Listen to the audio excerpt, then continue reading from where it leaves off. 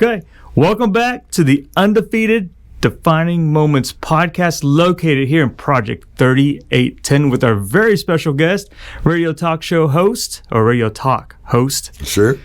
on KOKC 95.3 FM, 1520 AM. Right. Also a lobbyist, also a political consultant. I feel unaccomplished. Doesn't matter. Chad Alexander, welcome to the podcast. Hey, I'm glad to be here, Juan. Thank you for having me, and I look forward to it. So it's fun now. I'm on the other side of the microphone. It's a lot easier to answer than ask. That's true, because I listen to you on my drive home 4 to 6 on KOKC every day. Well, almost every day. I appreciate that very much. Absolutely. Before we get started, got a little swag for you. Oh.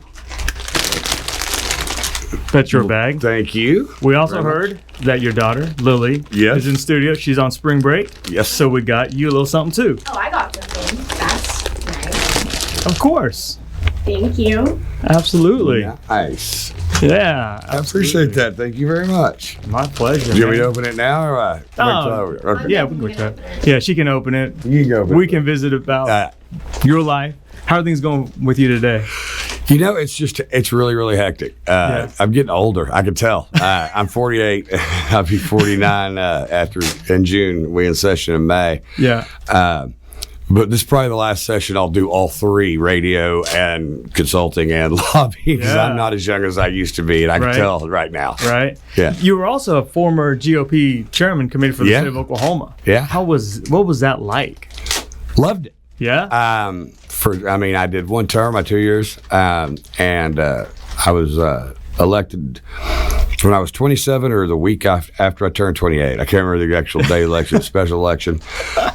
Started out with 5 candidates. By the time we got to the election day, I'd had a majority of the committee endorse me, so I was the only one left standing and got elected. And it was a really cool experience, though, because my mom was very shy, but she and I used to watch the news together when I was a kid. I got interested in politics really early, and I remember I'd go home from school, when I was 16, and we'd sit in this love seat together, and we're watching the news. And she was very, very shy. She didn't want to public speak. Those type of things would terrify her. And she passed away in 2007. But she had great political instincts.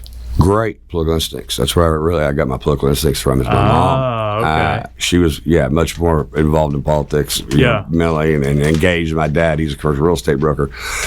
And so I would go home when I was young. I mean, even before I was 16, when I was like 13, we'd sit and, we'd watch the news together and watch politics together. Yeah. And it was really cool because I got elected, and I was the youngest state chairman of the Republican Party that we've ever elected, still this day. Yeah. I always joke with Matt Pinelli, he's lieutenant governor, that he was an old man because he was 2 years older than me when he got elected.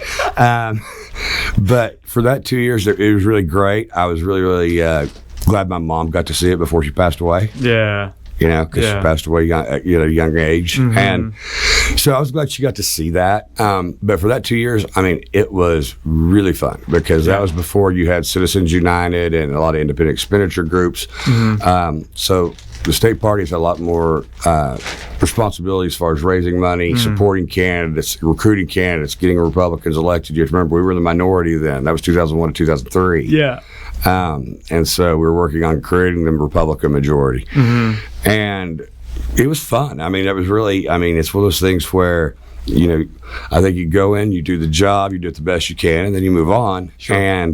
But for me, it was great. We had a really professional staff. I hired someone that was just out of SNU at the time. Her name was Julie Blythe then. Yeah. She was the press secretary, and Aaron Curry was my finance director, and did a great job. Trevor Worthen, who's been in politics down in Oklahoma for 20 years. Mm-hmm. I hired him as my political director when he was 21, 20 at that time. Wow. And so I was the oldest person in the room, and I was 27.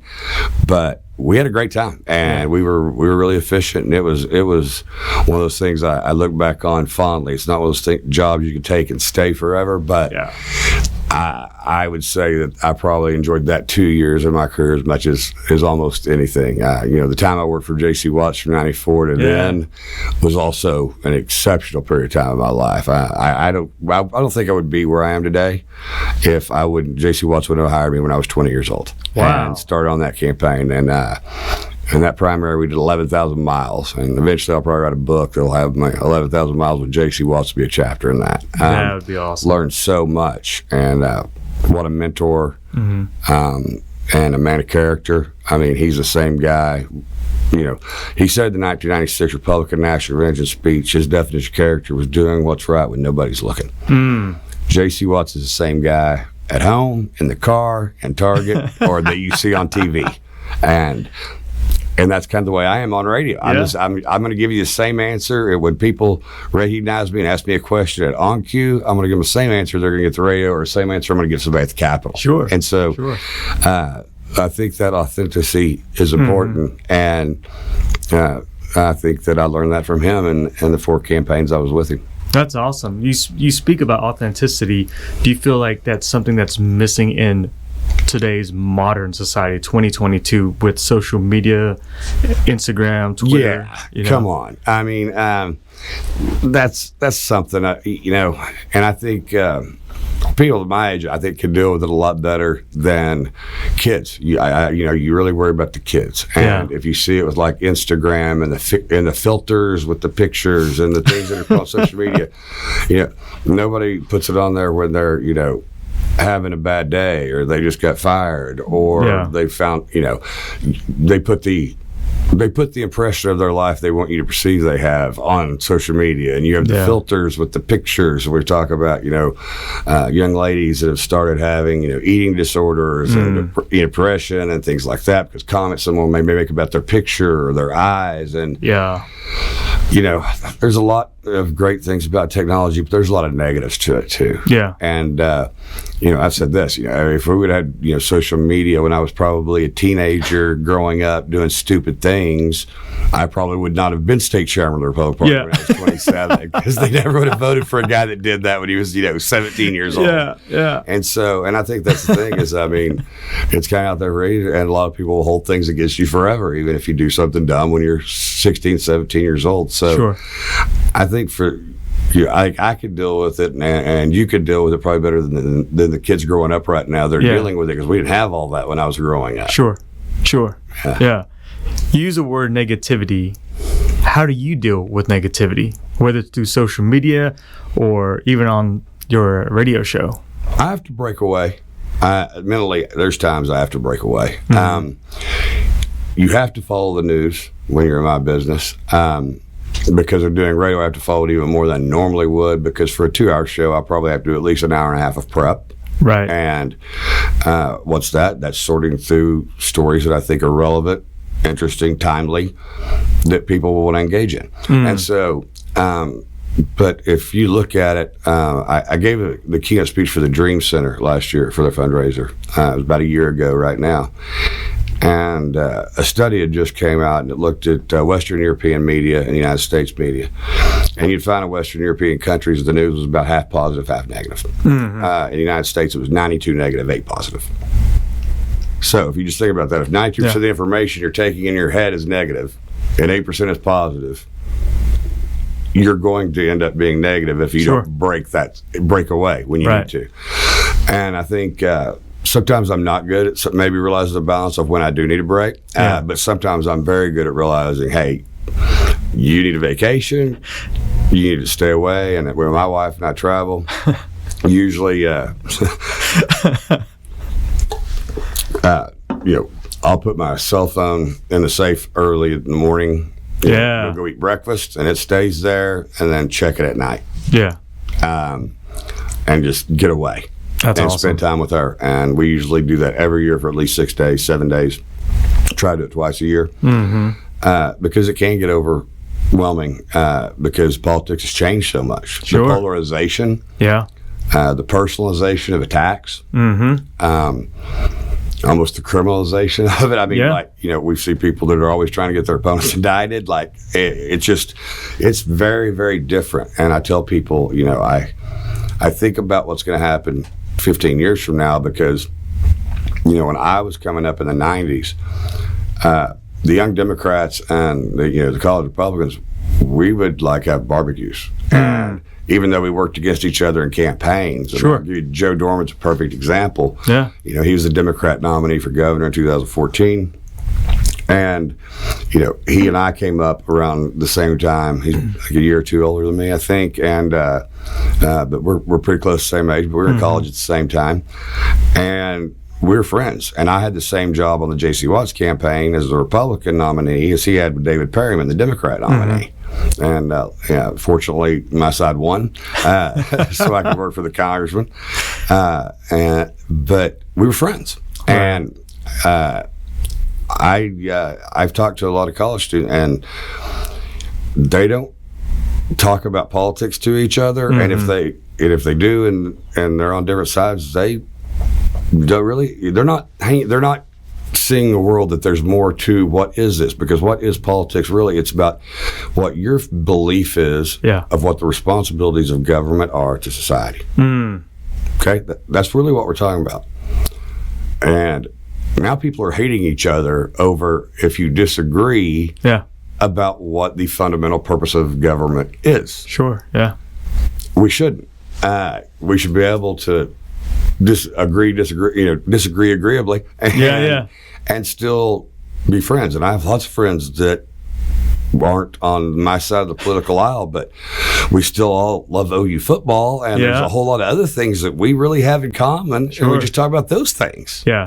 And I don't know if that's going to be the same way 15 years from now with the polarization we've seen. That's interesting. And I will take it to my friend. He's late 30s, and he's single. And so he gets on these dating apps.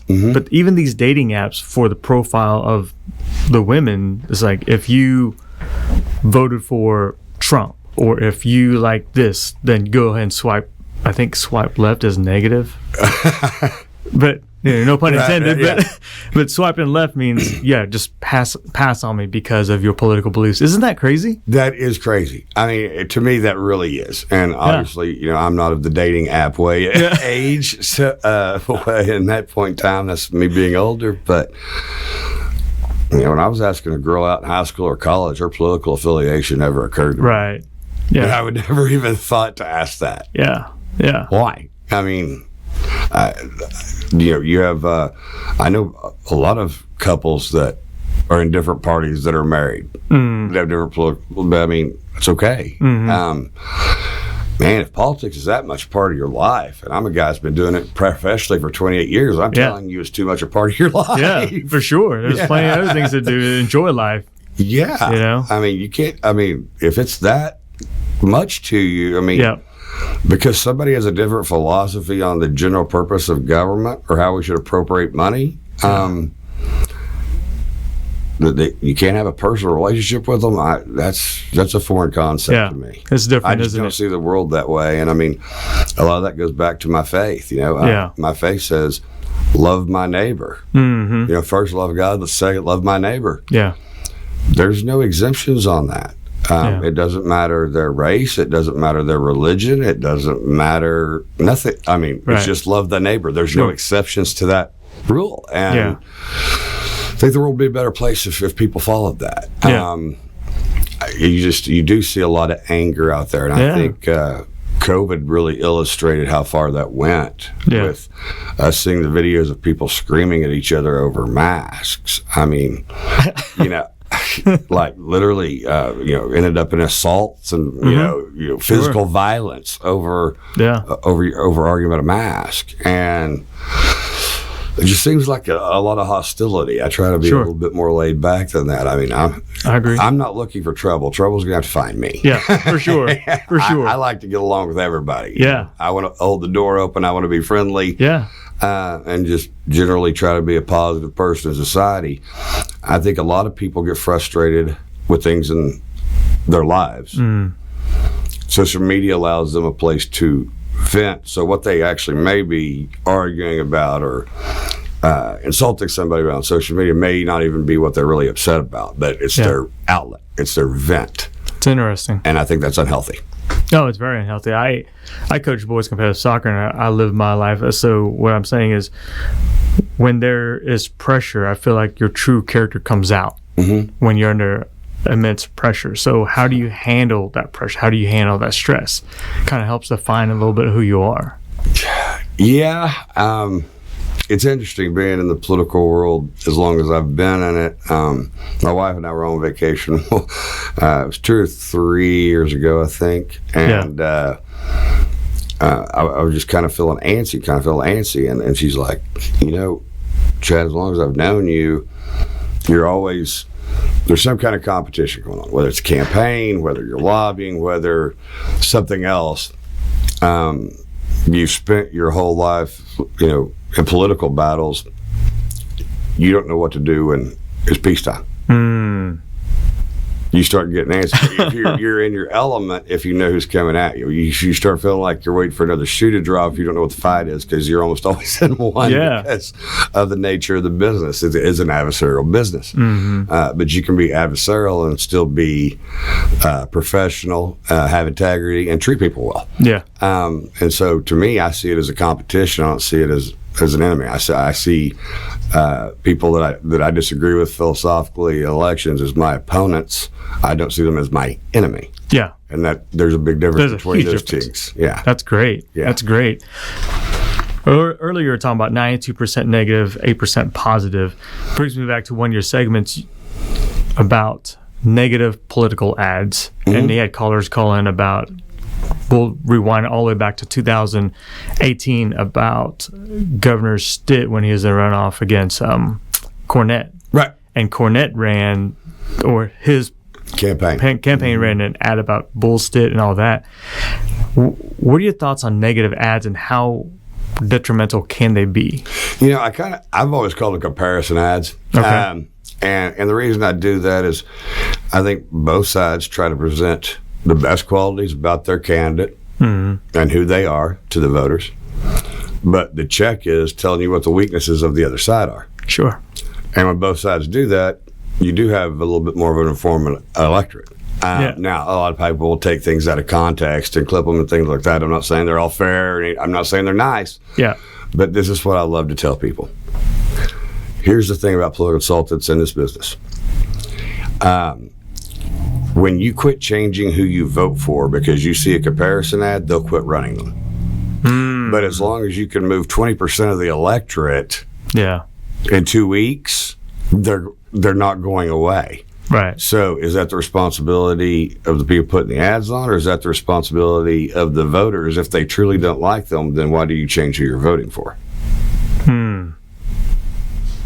Right. So I think that's a legitimate question. Yeah. And so, if it didn't work, they wouldn't do it. I mean, if they didn't work, the campaigns wouldn't do it because, when you sign up a campaign, you have a fiduciary responsibility to your client to help them win and do everything that's legal and ethical to do that. Sure. Right. Yeah. Yeah. Legal and ethical. Right. I like it. I'm with you. Because it's so interesting when in the polling, it was Cornette up and then Stitt was closing.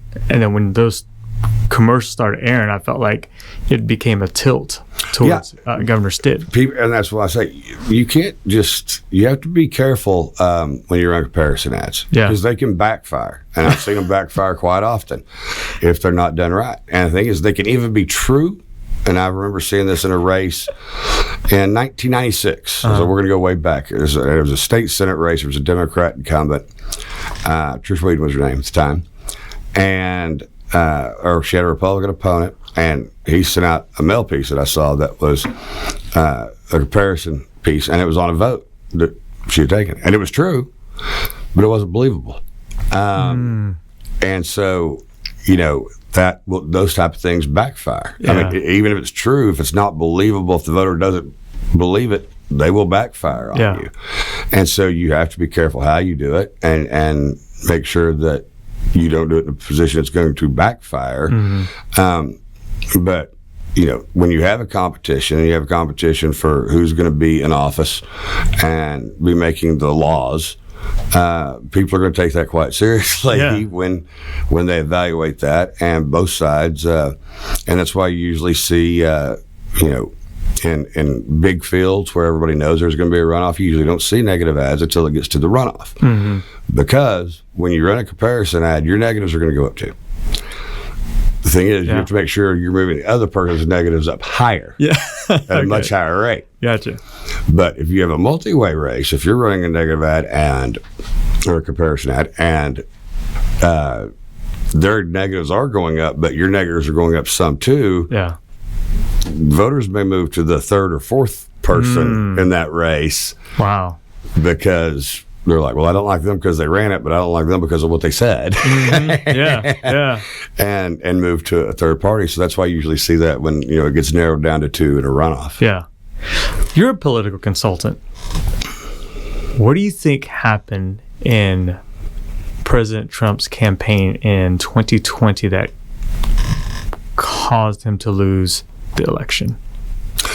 I think there were a couple of factors, and my wife was actually the chief of staff for Trump's 2020 reelection. So she was his battleground director in 2016 when he won, and she was the chief of staff of the campaign in 2020. We spent about 18 months where she came home every other weekend, and then occasionally she could come home for a whole week. Wow. But I mean, you're managing you're the chief staff for the reelection for the president of the United States, so you can't really do that from home. Yeah. And for that was an incredible honor at the time. But one, I mean, look, Trump was not going to be the darling of the media. We know that. Yeah. That was never going to happen. Right. But I do think and I say this to a lot of people, but the special rules because of COVID. We started putting these rules in place where states that normally you have to request an absentee ballot put in special rules to just mail out ballots to every registered voter. Yep. And a lot of states don't clean the rules. And so everybody's talking about this exceptional turnout you saw. Well, you had states put, and honestly, some courts have ruled that Secretary of States violated the state election laws because they didn't follow the laws of the legislature by putting in emergency rules. Wow. To change, early voting and to change mail-in voting. And I'm not a fan of universal mail-in voting. You're inviting fraud. And you can see it where, an apartment complex in a competitive congressional district has 92% turnout. Mm-hmm. You see a ballot where people, states that don't clean their voter rolls, you could have 4 ballots go to the same apartment because of the people that have you live there a year, you live there a year, you live there a year. Well, 3 people get a ballot mailed to them that were registered there at one point in time. So that opens it up for questions. That opens up for people to say, okay, so when you do those type of things and you kind of change the rules in the middle of the game. And if you look at, Democrats are much more heavily mail-in voters than Republicans are. Yeah. Normally, nationally, Republicans are more election day voters. And so I tell people when they count the early ballots first, I mean, you saw that in Congressional District 5. If you look at the mail-in ballots, Kendra Horn was winning. Yeah. And then you look at early absentee voting, all of a sudden everything narrows. Yeah. On those, in-person early absentee voting days that we have. Yeah. Then you get to election day, and then bias starts coming up, and then ultimately wins the election. Right. So Democrats vote heavier by mail, and I think the changing of the rules, like I said, where you don't have to request a ballot. I mean, a lot of states have, no excuse absentee mail. Other states have, only certain people can vote by mail, and when you change the rules in the middle of the game and you have a lot of third-party organizations that are out there, I think that's why you saw such a huge turnout in the 2020 election was Interesting. The difference in the balloting, Interesting. I wonder the mindset or psychology of, let's say, the Democrats doing a lot of mail-in versus election day. Well, I mean, I think a lot of it's driven by the party and the organizations that they build, the framework they built. Democrats did a great job under Obama understanding, expanding their field program. Republicans saw that and then really picked up on it and really expanded their field program to the fact that I think Republicans are kind of now ahead on organizing and turning out. Wow. But Obama's people did it really, really well. And Republicans learned from that and then, kind of built their own machine. And so I think it's just by nature of, starting back with Obama, they were encouraging mail-in ballots, get your ballots in, have you voted? They're calling you because people that live in Oklahoma, we're not a swing state, okay? Presidential campaigns, you'll see them in the primaries. Once primaries are over, they're not coming back because everybody knows the Republican nominee is going to carry the state of Oklahoma. A Democrat hasn't won a county in Oklahoma since Bill Clinton? It's been a while. It's been a while to win one county in a presidential race. So voters here aren't used to it. But if you live in a swing state that is very competitive, you get your door knocked, they find out who you're voting for, or you get a call and they find out who you're voting for, and then you're going to get called. Have you mailed in your absentee ballot? Oh, you haven't mailed in your absentee. Okay. No, and you're going to call back. Have you mailed in your absentee ballot? Oh, you haven't mailed in your absentee. And then if you didn't, then when early voting starts, have you early voted yet? And you're getting mail, you're getting phone calls, and even up on election day, they're calling to ask you if you voted yet. Yeah. People in Oklahoma haven't seen that with the intensity that it happens in other states. That are swing states because presidential they're swing elections. states. Because, the map is whatever the candidates decide the map's going to be on their path to 270. Yeah. And those are the states they're going to focus on. And, Gotcha. Republicans aren't going to spend any money in California. Yeah. And Democrats aren't going to spend any money in Oklahoma. Yeah. We all know that. That's true. Yeah. That's true. We talked about 2020 and it being a quote-unquote COVID year, the nickname a lot of folks have given it. What has 2020 taught you, and how did you become better from it?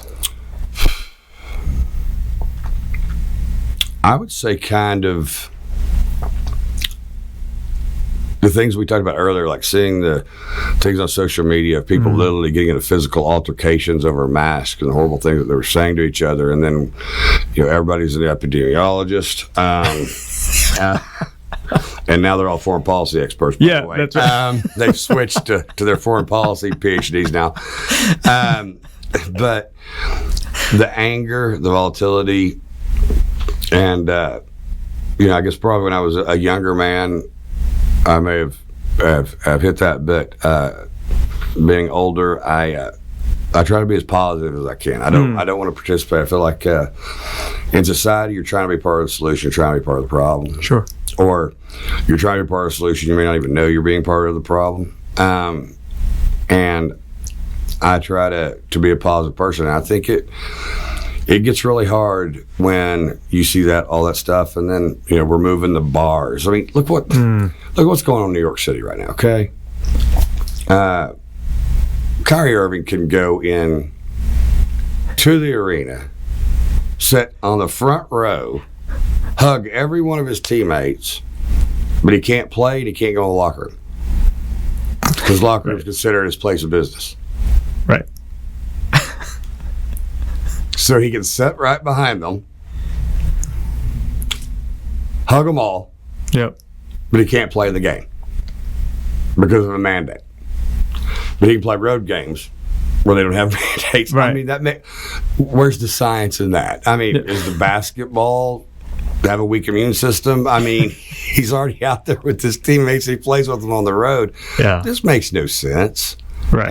And those are things that I saw that in 2020, just the bar kept moving, what we changed, we started changing, we changed the definition of what a vaccine is. Yeah. A vaccine used to mean you couldn't get something, not that you could get it, but you're not going to get it sick, okay?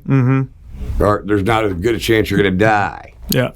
We literally changed the definition of what we consider a vaccine. Yeah. And I think the Pfizer data on 5 to 11-year-olds didn't know this at the time, but now we saw I think it just came out about 2-3 weeks ago, 12% efficiency rate. Yeah.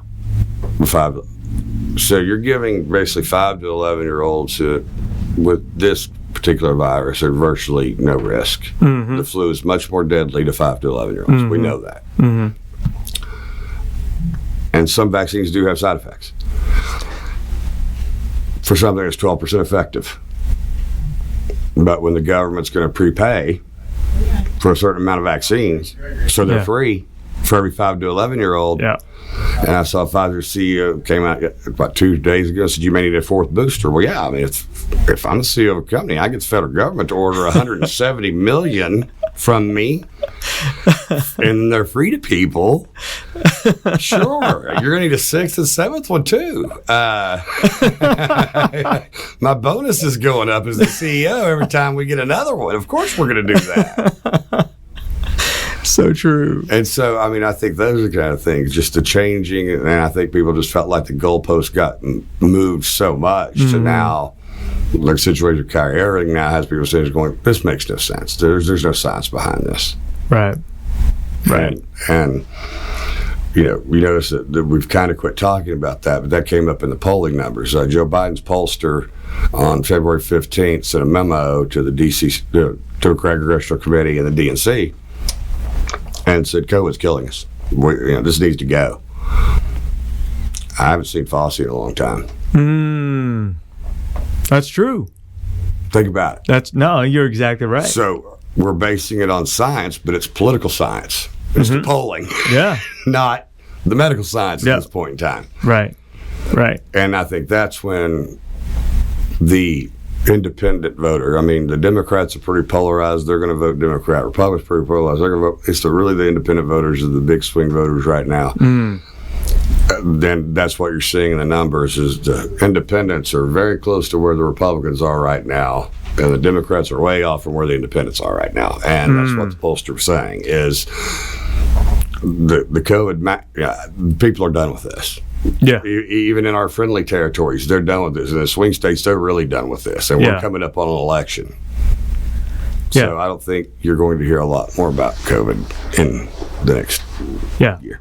That's interesting, especially with the independent voters getting closer to where the Republicans are, because when you think about independence, you're thinking about, I am going to independently research on my own, gather the data, and let me think about it and see what makes logical, common sense to me, maybe. Yeah, and I think that's one thing that I think happened with Trump is you had almost wall-to-wall negative coverage about Donald Trump. And I think independents thought, okay, if he loses and goes away, then Joe Biden was, they campaign on, we're going to bring back professionalism and normalcy to Capitol Hill, and we're going to work across the aisle.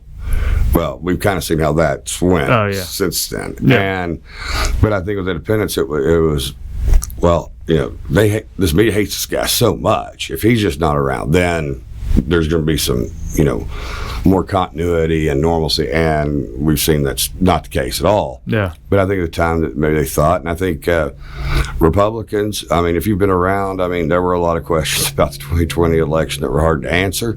I mean, Donald Trump is the first incumbent who has ever lost, who got more votes in their second election than the first one. Yeah. And he went up about 10 million. Yeah, that's right. So, I mean, you look at that and go, well, how did that happen?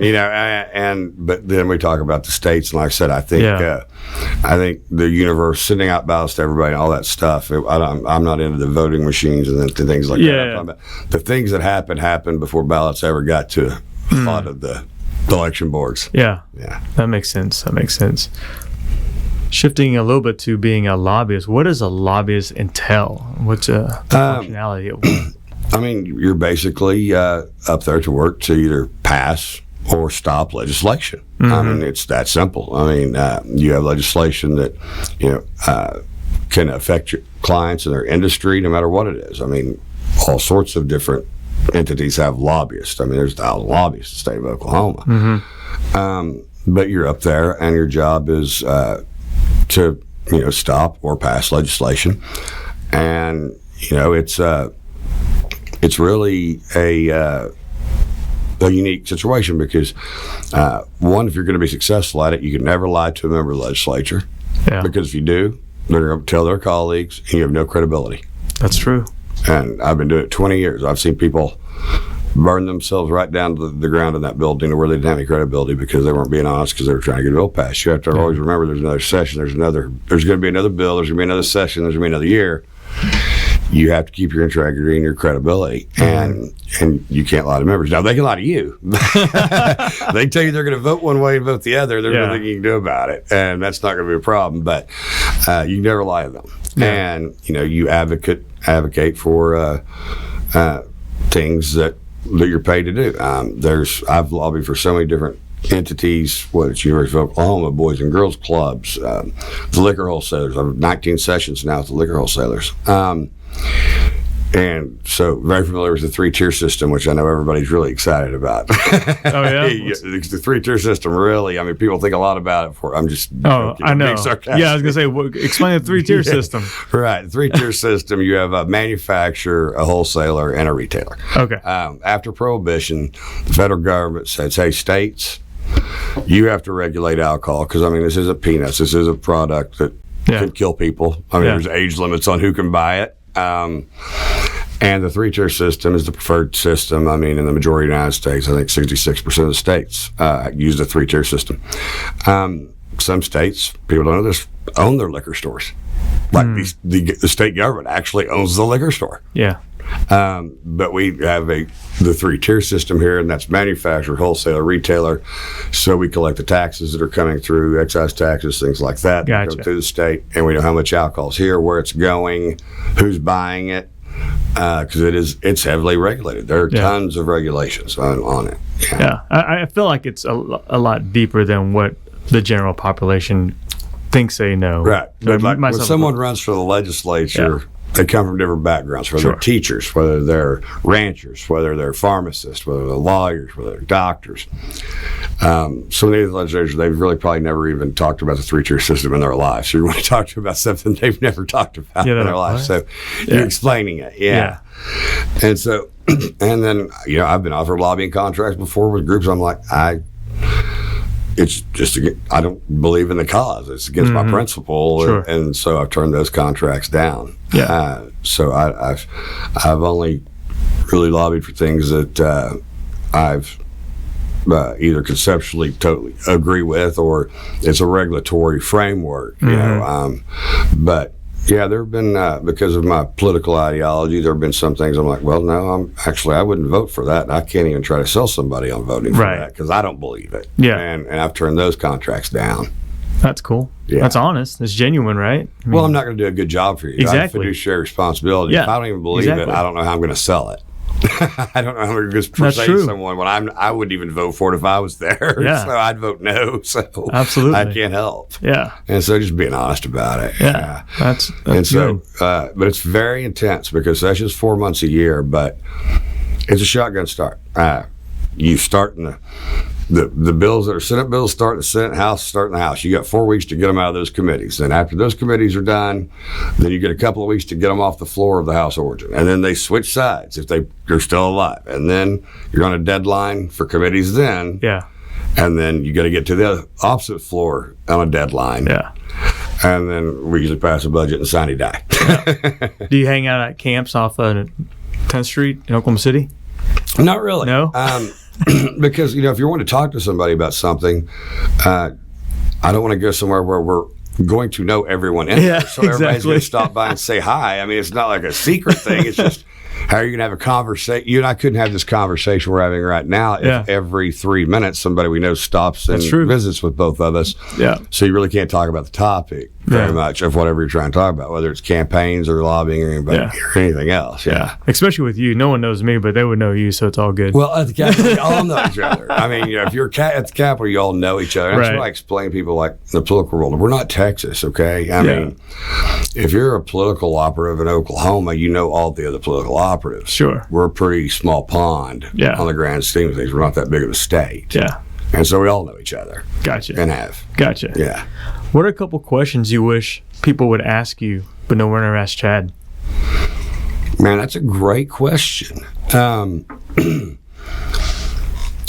some of the things I've already addressed, like what's changed in politics since you've been involved with polarization, and we discussed that earlier, how much different it was in the 90s with the younger college Republicans, the young Democrats, and still being friends to this day. I see that, this hatred that they have towards each other, that, and then, like you mentioned, someone won't date someone based on political beliefs before they even know anything else about them. Yep. And the thing is, we really have two choices in a presidential election. There's libertarian candidates. I'm not saying they'll never win, but we have a pretty long stretch of Republican or Democrats being the president. Mm-hmm. So whoever the nominee is, am I going to agree? Take Donald Trump out of it. Sure. Say it's Ted Cruz. Am I going to vote for Ted Cruz or Hillary Clinton? Am I going to vote for Ted Cruz or Joe Biden? I mean, whoever the nominee is, I'm going to agree with them more on the functions of government more than the Democrat nominee at this time. And the Democrat Party has went, they're having a more of a civil war than I think gets addressed between what I call the classic liberals and the progressives. When we talk about the progressives, you're talking about AOC and that group. Yeah. And I think that's why they're having a hard time getting a lot of things through the Senate at 50-50 is trying to keep progressive votes and the classic, more moderate, center-left Democrats. Sure. You're losing, and I think it's more than just Joe Manchin and Kirsten Sinema. Yeah. I think there are several Democrats in swing states that are up for election this year that don't want to vote for a lot of this stuff, but they don't want to get primaried. And Joe Manchin's not, he's probably he is the only Democrat that can win West Virginia, so you can't scare him. He could take all the bullets and be fine. But I think there are several in swing states that are glad Joe Manchin has kept several votes from happening. Sure. Yeah. And I believe that very, very much. For sure. But, I think, if I agree with you 80% of the time politically and 20% of the time I don't agree with you, we're not all going to agree all the time. That's right. I mean, my wife and I don't agree on everything. Yeah. And, we don't. She's right. She tells me that. But I'm going to stay happily married after this. It's Woman Crush Wednesday, right? Okay. I got that review. It's Woman Crush Wednesday. So she's right when we disagree. So my wife and I don't agree all the time. No one does. You and I are not going to agree on every single political issue if we lay out 100. Does that make you my enemy? No. Right. If I agree with you 80% of the time and don't agree with you 20% of the time, but there's somebody I agree with 20% and not 80%, I'm never going to vote for that person because we are talking about government. I mean, when someone's telling me they're going to raise taxes and put more regulations on things and stop drilling and make it tougher, on the oil industry. I'm from Oklahoma. No, I'm not going to vote for you. Yeah. And so why are you going to hold it against somebody that voted for somebody else in 2016 because they're not going to vote for Hillary Clinton? I was never going to vote for Hillary Clinton. I mean, regardless of the Republican nominee, I'm going to agree with them more than I agree with Hillary Clinton. Yeah. So holding it against people who they support in an election to me is just, everybody has a vote. That's why your vote's secret. You can get in the ballot booth. You can vote. It's up to you. No one has to talk about their politics if they don't want to. I mean, I don't mind talking about mine. But like I said, I don't. Yeah. I'm still friends with, like I said, I have a lot of good friends that don't agree with me politically. They're Democrats that voted for Joe Biden, and that's their right. And I'm not going to get mad at them for it. Yeah. We see the world differently. Yeah, that's true. My boss last year said, I was having a conversation with her, not about politics, but about just regulations of oil and gas. And she said, Wong, you sound like President Trump. And I looked at her, I was like, well, thank you. That's a compliment. I appreciate that. Well, I mean, Trump, I think a lot of, and I hear this from some Republicans, love his policies, wishes some of the personality wasn't there. Didn't like the Twitter so much, but they do like the policies. Yeah. And he tapped into a nerve that I've never seen. He's a political phenomenon. He's still a political phenomenon to this day with the power he has in the Republican Party. Usually, if a candidate loses a nomination or loses a general election, they don't have a lot of influence in their party. Right. He still very much is the most influential Republican in the party. He made history. He was the first person who's never served in the military or held public office that won the White House. And I've never seen anything like it. My wife was onto it before I was. She was like the fourth or fifth hire for the Trump campaign because he came to Oklahoma. And then she became state director for Oklahoma and Arkansas, and then the battleground director, and it just went from there. She got onto it before I did, but even Ronald Reagan, Bill Clinton, great orators, motivators, Obama. Seeing people show up 24 hours before an event, putting up tents and sleeping on concrete to get in, 22,000, 30,000 people showing up at rallies. Yeah. I had it in my gut Donald Trump was going to win the 2016 election. 3 or 4 days before the vote, he did a rally in Virginia, which he ultimately did carry. But it was actually Pennsylvania, which I usually ended up carrying. But it's like 11:30 my our time, so that's like 12:30 in Pennsylvania a.m. Place is, but the thing is, I'm watching it on Facebook. There's 140,000 people watching. Dang. And I've never seen anybody. He tapped in to a very angry electorate of the working class. Yeah. That had traditionally voted Democrats. Yeah. Union leaders and money may have been going for Hillary Clinton. Right. But the voters weren't. That's true. The union voters weren't. That's true. Union voters liked what they were hearing. Yeah. Talking about manufacturing in America, bringing manufacturing back to America. Yeah. They liked that. Yeah. And I say to people, what was Hillary Clinton's slogan? I'm with her. What would Donald Trump's slogan? Yeah. Make America great again. Right. Make America great again says something to people. I'm with her just says, I'm with her. Yeah. Yeah. Make America great again.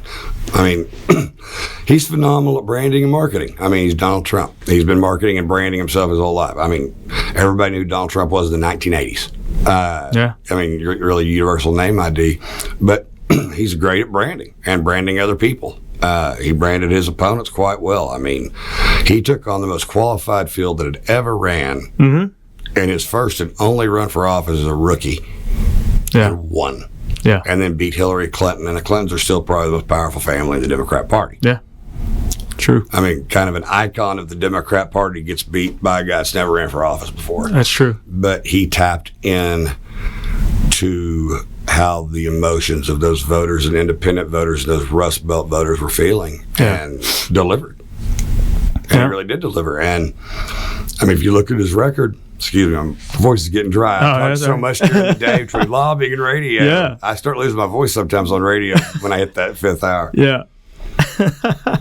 But what he tapped into, I think, was just a phenomenon. Like I said, you could have some pretty big name bands give a concert for free, and they're not going to have people show up 24 hours early sleeping on a tent to get in. Yeah. And this guy's just giving a speech run for president. And that's, you knew they were going to show up. Yeah. You knew they were going to vote. And they did. They did. Number one, I don't have a problem with his tweets or his Twitter. Actually, I miss him. And then I remember, you'll like this, in 2016, I was standing in line church, 6 o'clock in the morning, and my wife, at the time she was my fiance, and I had my black suit on, white shirt, red power tie. And she's like, "So what are you thinking today?" I was like, "I'm here to make America great again."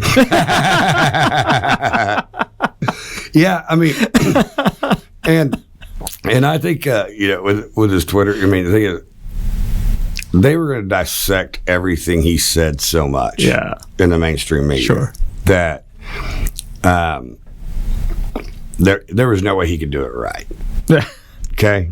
They never expected him to beat Hillary Clinton. They were shocked on election night. If you go back and watch the video, the clips of the splices of them on election night, when they start calling states, when they start realizing it's real, Donald Trump is the president-elect. Hillary Clinton's campaign manager comes out and speaks. She's going to speak in the morning. Everybody knows what that means. The journalists, the reporters, and you see on that, when the reality that Donald Trump was going to win and be the president-elect, and they actually realized this just happened. He is the 45th president of the United States. It was a total shift in how the media treated him. Yeah. From that moment on, it changed. You're right. They did not treat him before like they treated him after they realized he was president-elect. That's true. And they were hoping he would run in 2016 because they thought he had no chance. Yeah, absolutely. I think they wanted to be the nominee because they thought he had no chance. Yeah. And they picked the strongest candidate. And I saw that in the primaries. If you looked at closed primary states, Ted Cruz won a couple of those. Yep. But Trump won some of the closed primaries too, in fairness. Open primary states. Ted Cruz didn't win one open primary state. If independents and Democrats could vote in the primary, Trump won them. Yeah. And that tells me who the best nominee is, because he's pulling votes from independents and Democrats. Yeah. That tells me that he was the stronger of the two. True. And so I think that they miscalculated. I think they helped propel him in the primary and then didn't realize that they couldn't stop him in the general. Yeah.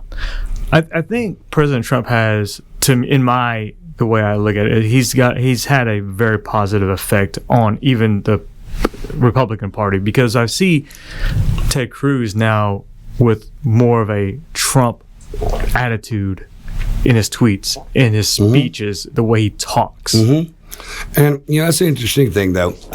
Historically, every president really has a different coalition. We talk about the Roosevelt coalition. We'll talk about the Nixon, coalition, Reagan coalition. Every president usually, has their own coalition, and Biden's really was just anti-Trump. It just not to be Donald Trump. I mean, he Biden didn't do a lot of interviews. He didn't do a lot of campaign appearances. It was that was strategic. Keep all the focus on Donald Trump. We just make it negative on Donald Trump. Yep. Everything negative on Donald Trump. But Trump had his own coalition, and I think people will try to replicate that. When Trump either doesn't or can't run, if let's say he runs and he loses and he's gone, or he runs and wins, he can't run again. I would not try to mimic his coalition. I would try to look and do what he did. Tap into what you see that's going on out there. Don't try to copy Donald Trump. Right. Build your own coalition. I like tap into the issues of the day, because issues change. You can't run on the 2016 Donald Trump platform in 2020. Yeah. 28. Yeah. I mean, that's right. It's not. You can't. And you shouldn't. No, and you shouldn't. I mean, only Trump's going to be able to run his coalition. And so that's what I would be thinking of is, okay, well, Trump tapped into something. There's always issues out there. What groups what issues affect enough of these groups that are coming our way? And I think the Democrats miscalculated over the years, and they're writing a lot about it now, they just took for granted a lot of the Hispanic vote, the Asian vote, the African American vote. As those coalitions, populations grew, they were going to win. What they didn't count on was, a lot of ways, they went so far left, they have really left the Hispanic vote. And you saw Donald Trump, I mean, places Hillary Clinton beat him like 75 to 25 in 2016 against Joe Biden. He lost 52-48, or he won 54-46. I mean, that's a 50-point shift. Yeah, that's right. And a lot of the Hispanics that have come here, whether it's from Cuba, from Puerto Rico, Venezuela, they were getting away from socialism. Yeah. So when you got Bernie Sanders and them out there talking about socialism, they came here to get away from that. Yeah. They came here to live the American dream. Sure. They came here for that economic opportunity. You're telling them I don't want your vote when you use that word. That's true. My parents were on a boat for 33 days fleeing Vietnam, communist country that got taken over by communists, right, and got rescued by Americans here in refugee camp. So my parents understand it, seen it firsthand, lived it. And so when you see polls of millennials that think it's close, or that socialism is better than capitalism, what would your parents say to that? Oh man, you probably don't want to have that discussion with my dad. That's what mom. I'm saying. And so I think they saw demographics as an advantage. They realized that values matter, issues matter. Yeah. And Trump was tapping into issues. Under Trump, you had the lowest African American unemployment rate since we've been tracking it, the lowest female unemployment rate since we've been tracking it, lowest Hispanic unemployment rate since we've been tracking it, highest African American wages since we've been tracking it, higher Hispanic wages since we've been tracking it, highest wages for women. Everybody was doing better. I mean, people can like me or saying it or not like me or saying it, but the facts are the facts. As the Bureau of Labor Statistics started putting this stuff together, those are the numbers they released. Yeah. And that showed in the 2020 election with the Hispanic, Latino turnout. Even if you look at African American males under 35, Donald Trump did much better than a Republican normally would ever do. Yeah, you can go even look at the energy sector. Oh yeah. American energy independence. Mm-hmm. You know, people are like, man, Wong, don't you want oil at $80, $90 a barrel? It's like, that's not sustainable. It's not sustainable. No. Right? Because then we start spending too much. We put holes in the ground. We start oversupplying. Demand's not going to be there. Jobs are lost. They go in circles. I mean, Oklahoma, Ways, how many times have we seen this in Oklahoma?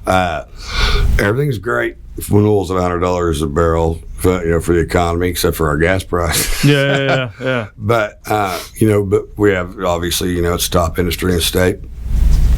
But we also see when oil's at $29 a barrel. Mm-hmm.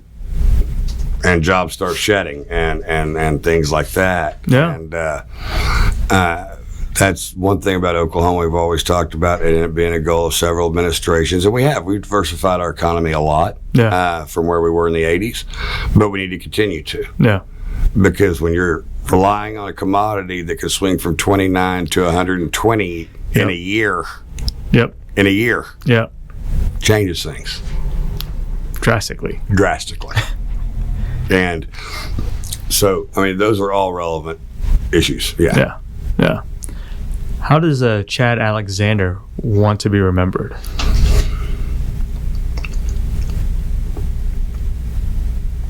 Good man, honest. Even if he was on the other side, had integrity. Now, I mean, I'm coming to win. I don't play to lose at all. And this is politics. It's not beanbag. It's tough. Mm-hmm. So you can't be thin-skinned and do this business. Yeah. So don't misinterpret when I say that I'm the nice guy, but to me it's not personal. It is about ideology. It's about debate. It's about issues. And in any competition, you got to bring it. I don't care if you're a golfer. I don't care if it's football. I don't care if it's Wall Street. I mean, you've got to bring the heat if you want to be good at what you do. Sure. You got to bring the passion. You got to bring the fire. I love it. And campaigns fire me up. They're competitions. I don't really consider campaigns work. I don't. Sitting around strategizing, that's fun. Yeah. That's fun. Lobbying's work. I mean, you got to really work at the Capitol. That's work. Radio's somewhat my therapy. Is it? But yeah, because I love talking to everyday people about stuff. And I always say on radio show, my wheelhouse is politics. Okay, I mean, don't ask me for medical advice. My wife doesn't even allow me to touch the toolbox at home. I'm literally not allowed to touch the tools. Wow. My wife's better fixing stuff than I am. She's like, don't touch anything. Okay. And she'll be like, honey, you're really good at politics. Stay in that lane. Stay in your lane.